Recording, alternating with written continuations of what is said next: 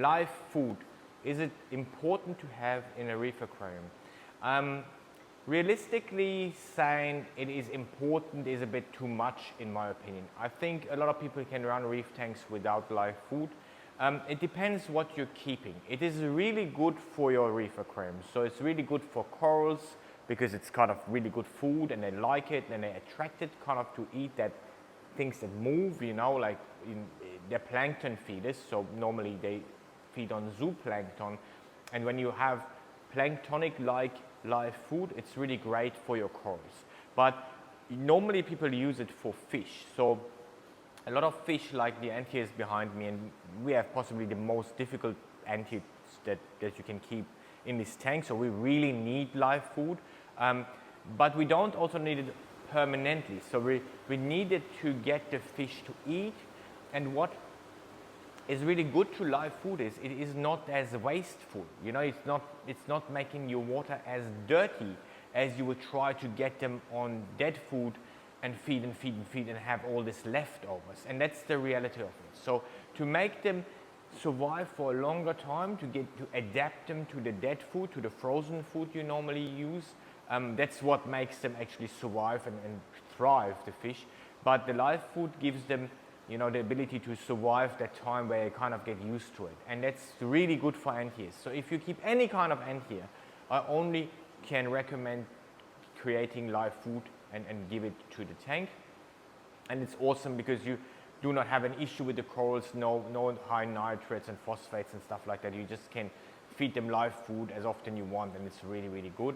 And there is another question is how do I produce it? And that's very easy. So a lot of people think, oh God, live food super hard. And I thought it too in the beginning, but it's not. Like when I started reef keeping, it was hard, but I was 12. So when I turned like 18, I think that was when I started doing my live food. And I just use artemia eggs. So I breed artemia. That's my live food. All the live food I need, right? And it's super easy. A lot of fish breeders do that too all the time, like even in fresh water. And in salt water is easy because I use my tank water.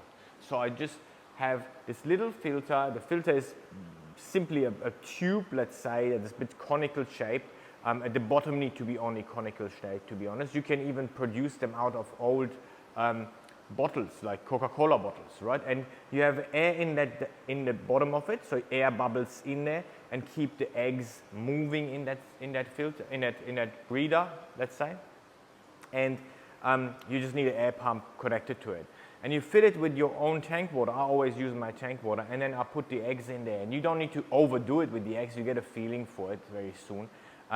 But the egg quality is important for artemia eggs, and you need to kind of look up internet which ones are really good for you, which are available in your country. And then you get a really good hatch rate. And I feed my tank with the babies, with the Nautilus babies. And that's really, really good because they have the, you know, the yolk to it still. Like it's kind of, they come out and they have all these vitamins and stuff attached to them still. And then you feed them and the fish gets them. And it's really good to somehow keep their color too vibrant, you know. It's really good for the fish. So I do that every 2 days. I feed them, I feed one of these kind of, you know, breeders, the whole thing. And I do it like obviously I use that air hose to suck get the babies into like a little cup. And then I'll feed the cup into the tank. And I don't feed all of it at once. I just stretch it over an hour so they have time to catch and hunt, and they love it. You will see that on your fish, they will love it, right? And that's kind of the way I do it. The corals love it too. A lot of them open up, especially the LPS love it, but SPS will eat them too, you know? So just to let you know, a really good food source for your aquarium. And you have any questions, write them down here. Give me a thumbs up, and I will see you in the next video.